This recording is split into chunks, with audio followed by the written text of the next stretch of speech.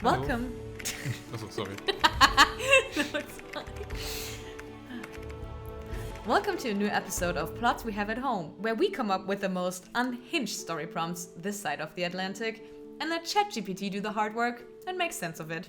Or not. We read the stories out loud and it's always the first time for both of us hearing them. So you get our unfiltered reactions. I'm Danny, And I'm John. and let's dive right into our very first story of today. Here comes our first story of today. All of our stories today will be captured under the theme of Dynamite. Explosive fun for the whole family.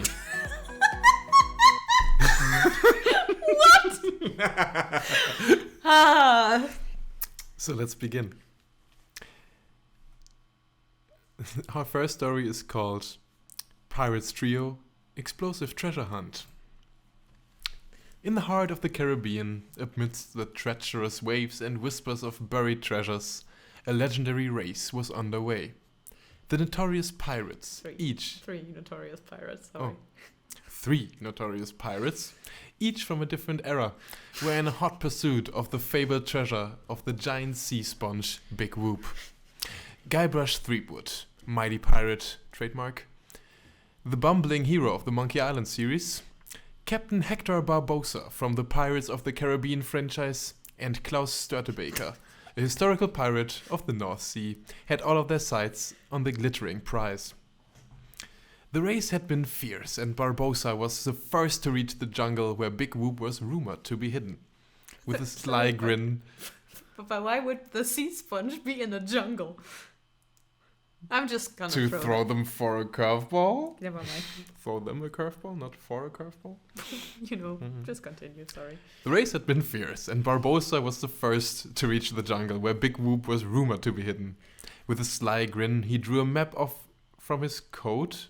He drew a map from his coat. Ah, okay, yeah. A map that marked the exact location of the treasure chest. But when he pried open the chest, his smile faded. "Blast it," Barbossa muttered, rummaging through his belongings. He tried a hook, a cutlass, even a cursed monkey paw, but the chest remained sealed. I would love to see what fucking curse he put on himself trying to open it with a monkey paw, though. Like, his just actual chest opening up or something. Don't be surprised. As Barbossa struggled, Klaus Störtebeker swung from the trees like a true buccaneer, snatching the chest from under Barbossa's nose. "Ahoy there, mate!" he bellowed, aiming his pistol at the chest. He fired a shot, but the chest was unscathed. Klaus Störtebeker's face twisted in frustration as he fired again and again, but the chest seemed impervious to lead. Guybrush Threepwood, who had been watching from the shadows, couldn't resist a chuckle. Oh dear, looks like you two are having trouble with the chest." He tiptoed closer, his eyes gleaming with mischievous glee. Störtebeker turned to him, fuming. "Who be ye, meddling with our business?" "I'm Guybrush Threepwood, mighty pirate, trademark," he declared with exaggerated confidence. "And I think it's high time someone who knows what they're doing got involved." Before they could protest, Threepwood had snatched the chest and was already trying a series of comical methods to open it. What? He poked it with a stick, kicked it, and even gave it a stern talking to. When all else failed, he pulled out a stick of dynamite and stuck it to the chest. "Get down, lads!" Guybrush shouted as he lit the fuse and scrambled away, covering his ears. A deafening explosion followed, leaving a mushroom cloud over the jungle and sending Guybrush flying.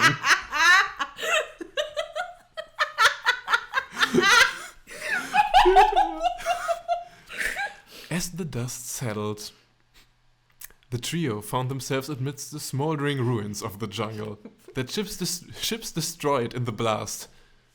"Oh no, my oh no, me ship!" Klaus Störtebeker lamented.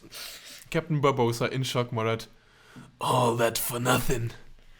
Guybrush, dazed but intact, peered at the chest, which remained stubbornly unscathed in the center of the chaos. "I can't believe it! The treasure chest survived!" The three pirates exchanged glances and then burst into laughter. Well, at least we can say we've had a blast, eh? Guybrush joked. As the sun set on the destroyed jungle and their ruined ships, they decided to form a temporary alliance to salvage what they could and start anew. Little did they know that Stan S. Stedman, the notorious insurance salesman from Monkey Island series, had managed to sell them policies for the destroyed ships, but not the treasure-seeking journey itself. What? They set sail on a new adventure, but they all knew one thing for sure.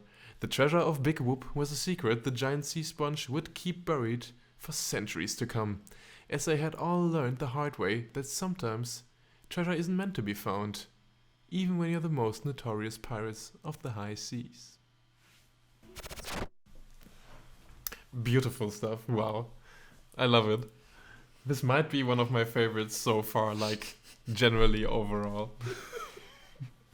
Just because of the combination of people and the whole fucking scenario.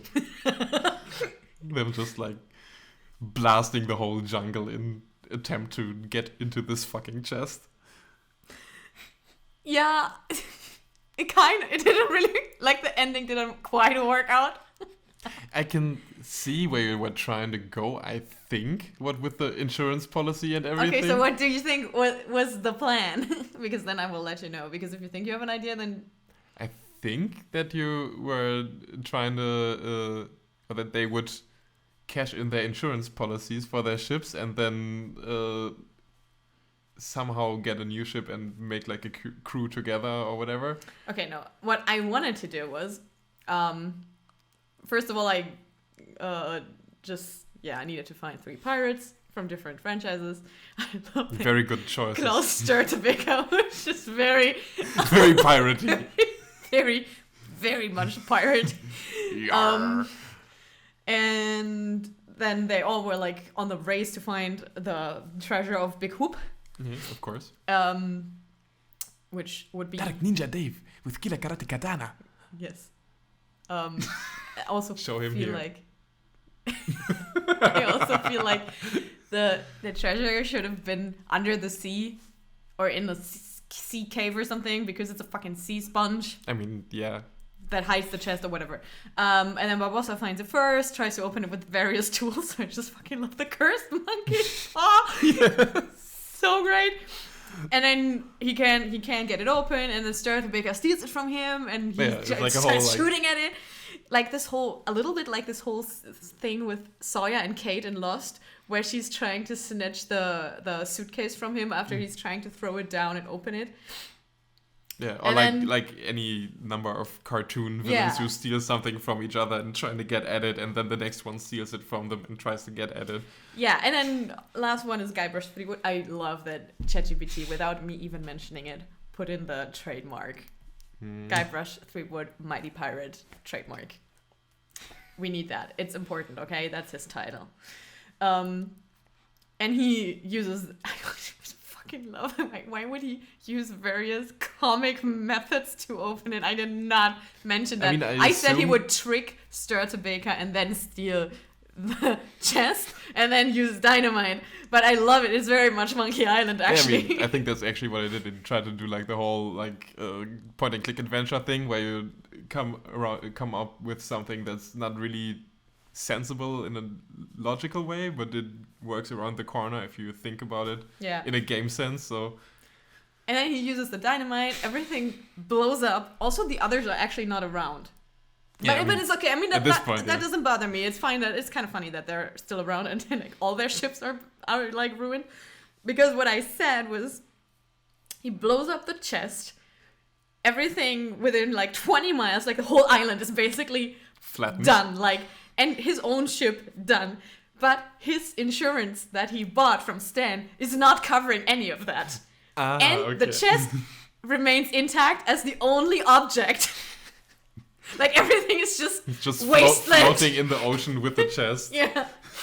But I actually love the picture it painted with the explosion. And it was just, I could totally see that. Fucking mushroom cloud. And it kind of reminded me of this whole thing in the first game where you accidentally shoot the cannon at your own fucking ship. Yes. Yeah. I was gonna bring that up, yes. So then, ChatGPT was just like very confusing with the whole insurance thing because I think it didn't understand. And I was like, little did they know, they all bought insurances. Insurances is like, huh? Why wouldn't they know? So that was my... No, beautiful But I stuff. still loved it. It's I still loved it. Still a solid 9 out of 10. Easy. Yeah, I feel like the characters were so fucking on point. Yes, definitely. And I just want to have like Stan in here doing this the whole time. We will put him in the top left corner for the entire duration of the fucking story for no reason. I would love that. Beautiful and also, stuff. obviously, now they set sail together. Apparently, they're all friends now. And also, nobody opens the chest. I left that open. Like, I didn't. I just said, like, ended in a humorous way, which it did with this weird, we had a blast part. That's also very on point, though. Just awkwardly making jokes. Like, looking at these two very real, very hardened, very angry pirates. Yes. Yeah. But I also just love to think about them sailing off and having like basically a sitcom type adventure, the three of them on their new boat. I would watch that show. I would watch the fuck out of that. Oh my god, that would be so good. Netflix, are you watching? Please.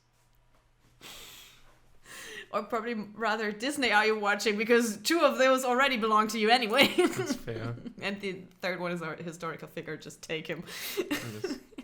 We'll only take like 3% for coming up with this beautiful idea. Thank you.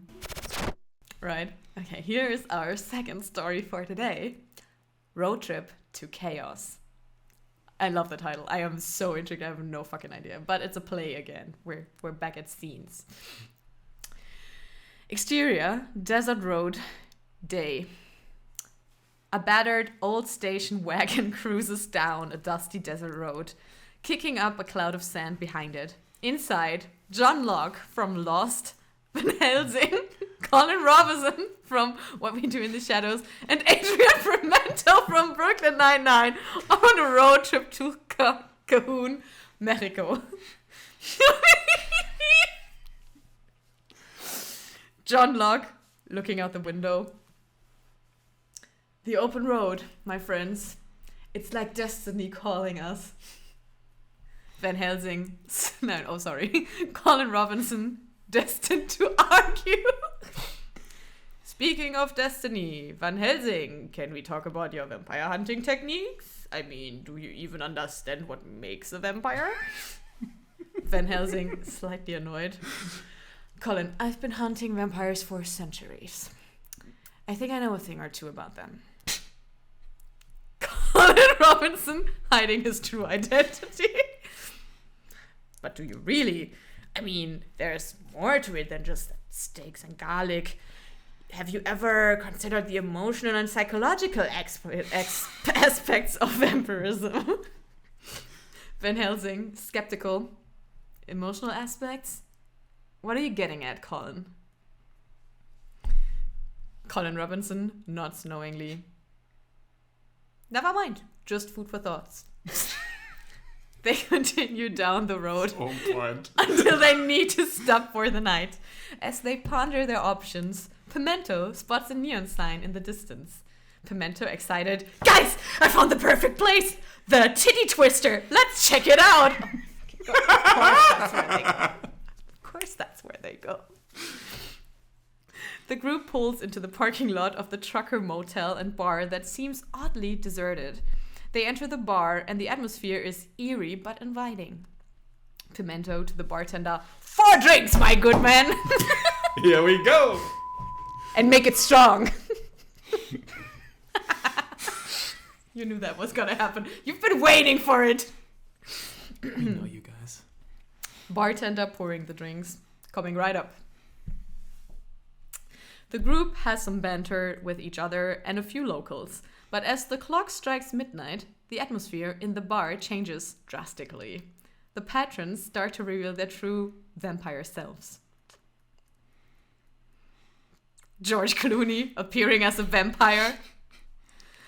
Well, well, well, what do we have here? Nespresso? That's not what it says, sorry. I am so sorry. What else? Okay. Rewind from the top, people. George Clooney appearing as a vampire. Well, well, well, what do we have here? Benjamin Linus, also a vampire. It seems we have some fresh meat. The group is cornered behind the bar and the tension is palpable. John Locke, who had been sitting in his wheelchair the entire time, suddenly stands up and looks at his friends.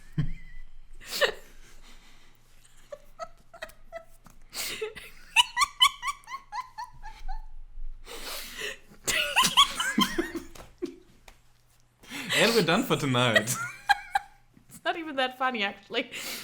John Locke, serious. Don't tell me what I can't do. He bolts out of the building with his friends following him. Halfway through the door, he screams and a massive explosion rocks the titty twister, destroying the entire place. The group stands in the aftermath, dusting themselves off. Pimento, excited. That was the best road trip ever. Where to next? Van Helsing, smiling. Let's just hope it's a bit less explosive next time. They continue their journey, leaving the smoldering remains of the titty twister behind, with a new appreciation for each other's unique abilities and a shared memory that will bind them forever. All their unique abilities.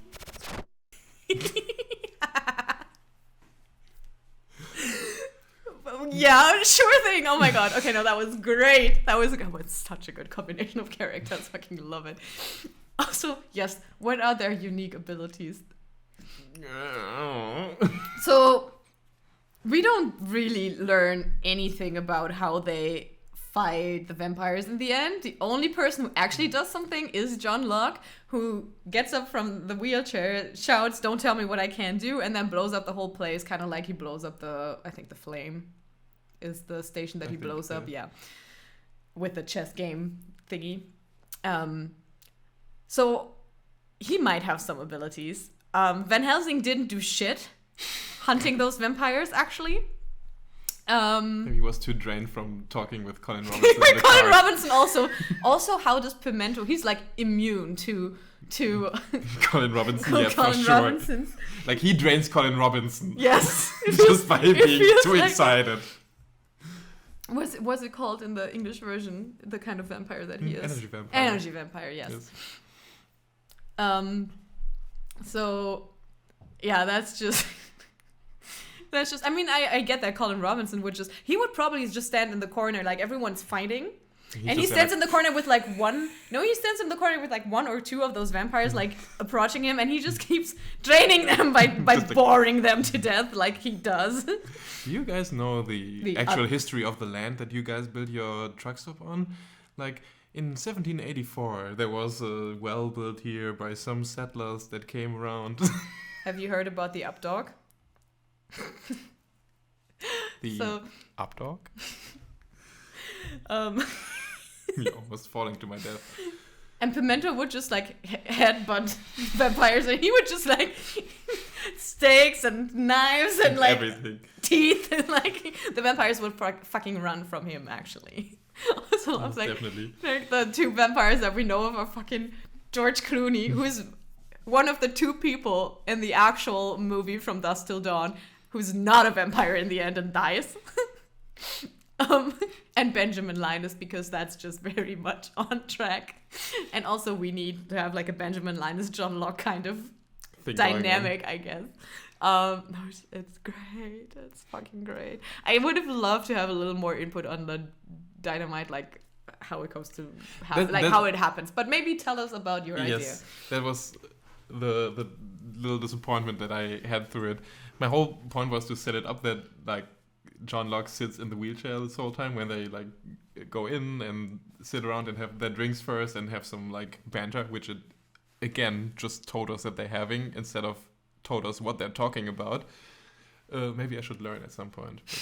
But, It's okay, I try all the time. And then like the vampires start getting loose at midnight and start fighting them, and they fight them off some, and then they get cornered behind the bar, and at that point, John Locke like gets up out of his wheelchair, takes the others, runs out, and as he screams, "Don't tell me what you can't do," the dynamite that he had rigged under his wheelchair okay, now I see this. would blow up and tear the whole fucking place apart.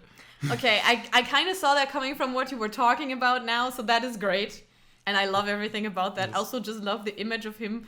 I mean, I can see him running. I can see Van Helsing running. I can totally see Adrian Pimento running menacingly. And then there's just Colin Robinson.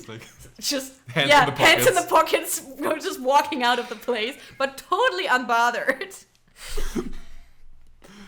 Yes. Oh my god, no, it's so good. I want to have an actual like story of that. Like, oh my god, Yeah, we can like we gotta write get like back an to this. actual story. Like, this is so fucking good. I will give it a 9 out of 10 because of the character dynamics.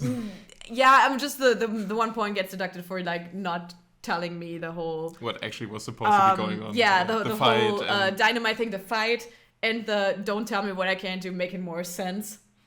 Also, makes sense if he does something before and like the vampires be like closing in on him because he's in a wheelchair and it's easy target or something like that. Yeah. So yeah, but oh my god, that was great. Love it. And I'm glad you enjoyed it. Oh, absolutely. Yes. Thank you so much. You're very welcome. Peter Mouse. That was it. Our 2 stories for today. Thank you so much for listening. And if you feel like blowing up something now, don't forget the dynamite can be very unstable. Dr. Arzt. If you are for a more peaceful solution, we still have more plot at home.